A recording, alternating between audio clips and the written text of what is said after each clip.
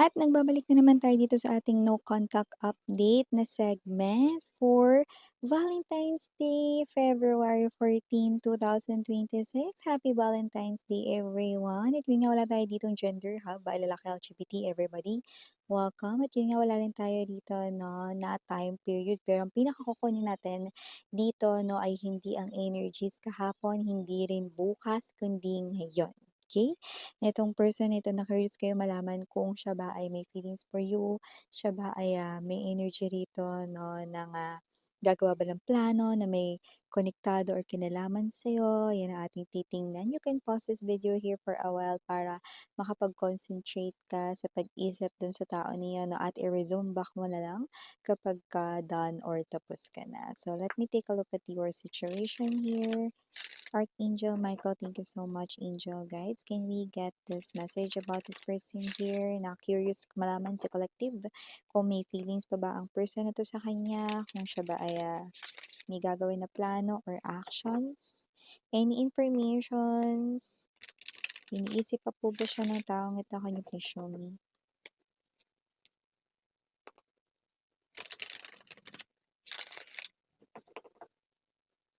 By the way, meron pa tayo other channel mga babes. Nag-upload din tayo ng collective reading doon palagi. Kunin natin to. At yun, no, para naman doon sa ating, what's this? Ating mga other reminders, no? Pick up only the messages na nag-resonate for you. So, we have here this Three of Wands, Nine of Cups, Three of Cups, Magician, Eight of Cups, Queen of Cups. Bottom of the deck, we have the Tower, Death, and the Hangman. Oh, three major arcanas para sa bottom of the deck, ha? Okay. So, kasi naman tong energy na to.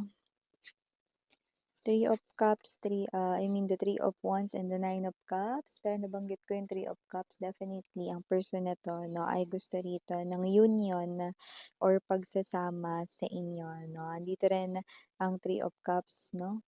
At this person could be seeing a lot of number threes. So, definitely, this person here wants to have that balance sa kanya rito, no, na love energy. And this is none other than here the one who abandoned the most precious person in his or her life, no? The most precious person in his or her life, no? Na ngayon niya lang na-realize. Ikaw yun. This person, yeah, I just heard kahit hindi ngayon. Yan, no? Kahit hindi ngayon. Kasi I was about to say, no, na bago ko narinig yun, no, sasabihin ko sana sa inyo na itong person na to, no, ay maghihintay sa'yo, okay, sa pagbabalik mo, no, at sinasabi rito, no, na yeah, kahit hindi ngayon, okay, basta dumating lang yung araw na pinapangarap at inaasam-asam niya rito, no, na magkasama kayong muli, okay lang, kahit hindi ngayon. Pero siyempre, sa kanya rito, no, na energy, mas maganda kung ngayon na. 'Di ba?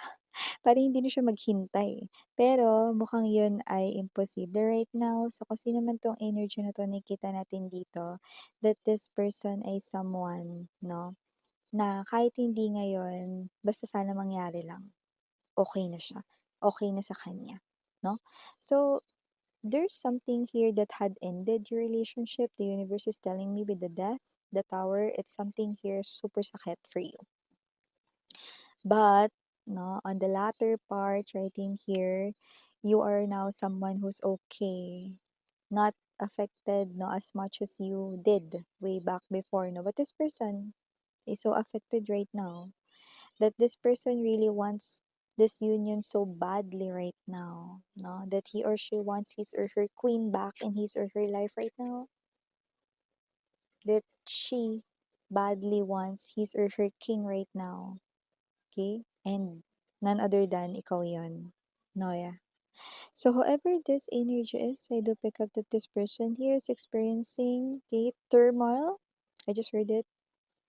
And kung sino man tong energy na to, this person's thinking about that life sa inyong dalawa, life in the future, to have you, to hold you. And this person here could be others of them reaching out to you but still no response or no reply from you. And kung sino man tong energy na to, nakikita ko that this is someone here na, you know, possible rito, no, na hindi rin siya physically okay. Hmm. Kasi parang nagkaroon rito, no, ng parang, I don't know, parang nagkaroon siya rito ng illness or whatever, no? Parang may diagnosis like from a doctor, no? Don't overreact dito, Hindi naman yun yung disease or illness na nakamamatay, no? But then again, parang nakuha niya yun because of too much stress or because of loneliness, okay? So, may mga ganong klase ng energy. Too much thinking here as well, okay? But this person here, yeah, okay, kahit meron siyang gano'n na iniinda sa kanyang katawan, this person here, okay, hindi naman malala yun, hindi naman yun yung disease na dapat ika-bother, okay? So, wala namang gano'n. But this person here did accumulated, no, yung ganong klase ng health issues because of stress, overthinking, and parang medyo pinagod niya rin talaga yung sarili niya dito. Finorce niya yung sarili niya dito maybe sa kanyang work, okay?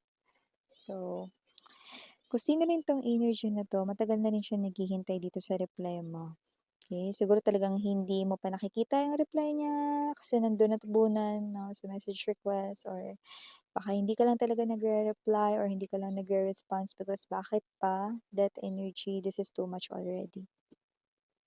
The person here hurt you so badly right in here, no? But this person who hurts you so badly right in here, no, ay nasasaktan 100 times fold, no, sa kung paano ka nasaktan way back then, no?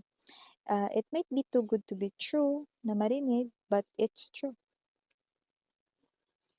This person here could had ended his or her life, no, if gusto niya. Pero hindi eh. Mas mataas yung kagustuhan niya rito, no, na makasama ka. Okay? So, this person here praying, wala tayo ditong religion, but this person here is praying sa kanyang God, kay universe right in here, no? I'd respect each and everyone's religion. We only have one God naman. And kung sino man ito, no, this person here, ang dasal niya, no, kahit hindi ngayon, basta mangyari lang na bumalik ka. Kahit kailan yun, kahit na anong petsa yun, basta mangyari lang, papasalamat na daw siya.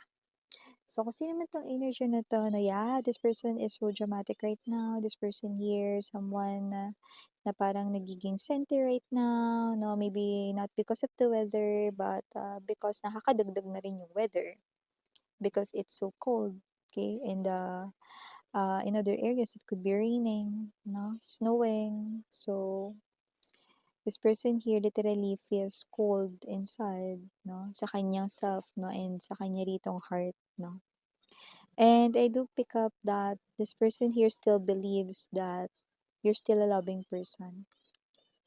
Pero yung parte na maiintindihan mo kung ano yung nangyari dati, no? Na nagwasak rito ng tiwala mo sa kanya, no? Ng mga bagay, no? Na plano mo para sa inyong dalawa sana in the future, no? Alam niyang hanggang ngayon mabuti ka pa ring tao. Alam niya pa rin na maintindihan at mapagmahal ka, pero ang hindi niya na lang sigurado, no? Eh kung kaya pa bang pagbigyan ulit, no? Ang kanyang puso dito because I do pick up that this person here even though na hindi siya nagiging sigurado about it, this person here na ay nagpapakita rito, no, ng energy na siya willing rito maghintay kahit na kailan pa yun. Okay? Kahit na kailan, kahit hindi ngayon, kahit kailan pa yan, willing siya ritong maghintay. And when that day comes, magician energy, meron na rin siyang naiisip about it, no? So, hindi niya sasayangin yung opportunity na yun. This person will make every day a happy day dito sa inyong connection. 'no. So, dun sa mismong araw 'no, na 'pag nangyari na yon 'no, yung day 1 'no, at sunod-sunod na yon 'no, will be a very special day 'no, para sa'yo. So, hindi mo kailangang mag-effort, siya lang mag-e-effort dito, 9 of Cups energy 'no, at, itong tao na 'to 'no, una niya ritong babanggitin sa'yo na ay forgiveness and kapatawaran. 8 of Cups. So, whoever this energy is, I do pick up that this person here literally feels like he or she, no, ay living in hell because of this separation from you, because of this disconnection, no contact situation here sa'yo. And it looks like all means of communication are being cut off dito. And nakita natin dito that this person here almost loses hope, hangman energy, but still, okay, ang nagiging weapon or power niya ngayon ay prayer. Dasal, panalangin, no? Na muli kayong magkasama kahit hindi ngayon. Yeah. So, whoever this energy is, this person here might had walk away, might have abandoned you way back then, or might ghosted you way back then, but it looks like 100 times fold, bumalik din sa kanya, nag-backfired, no? And it is emotional torture right in here. There's this lots of high emotional waves this person is experiencing right now, okay? And with the 9 of Cups, it looks like this person right in here I could be drinking too much or alcoholic drinks, liquors, yan. Okay. And more likely, lumalabas-labas rin siya, no? And sometimes, siya yan talaga yung nag-aaya sa mga friends niya na para lang maka-escape kahit papano dun sa feeling ng pag-iisa or lungkot, no? Pero once na matapos na yun, like uwian na, kanya-kanya na namang uwi sa bahay, no? Ayun na, balik na naman siya ulit dito, no? Sa kanyang small space, no? Kung saan wala na naman siyang kasama, hopeless na naman siya rito, no? Because you're not there sa kanyang side. See? See how someone here, no, describes all of the things na nangyayari sa kanya ngayon. Definitely, this person feels really hopeless, right? So, kasi naman tong energy na to, this person's waiting for you, and once that day came, if ever, the magician energy, this person here, no, kasi hindi niya alam kung mangyayari ba yun, no? Pero sinasabi niya naman dito na kahit hindi ngayon, okay lang. Yan, no? Pero pag nangyari yun, this person here will make sure, no, na parang alam mo yung energy na susungkitin niya pati between, but not literally na susungkitin, no? Kasi kahit si Neil Armstrong nakarating sa buwan, hindi naman niya nakuha yung buwan, di ba? So, ibig lang sabihin nito, idiomatically, no, expressing na ibig sabihin, this time, hindi ka madi-disappoint sa kanya, hindi ka mapoprostrate sa kanya, hindi ka mamroblema sa kanya, hindi ka makukonsume sa kanya. Yan, ganong klase ng energy. So, this is the union that this person here is praying right now. So, definitely, if nag-message siya sa'yo, maaaring din pa nabasa yun or baka hindi mo pa nire-replyan. And, kahit hindi mo yun nireplyan or sinadya mo man yun or hindi, this person still waiting up until now sa'yo. Yes, for the initials right in here, we do have capital letter D, capital letter T, capital letter M, capital letter N, capital letter K, and for other letters, we have G, I, A, W, Y, and last but not the least, we have the letter R. So, yeah, mga babes, no? Kasi naman tong energy na to, no? This person is giving me the vibe that he or she really regrets that thing na nagkaroon ng dahilan kung ba't kayo nagka-hiwalay or separated noon. Yan. So, if interested na mag-click lang kayo sa link dyan down below kasi meron pa tayong isa pang channel, no? Doon nag-upload din tayo ng collective readings for all signs every day. So yeah, again, I'm Yuriana on me, Sarang Love and Light.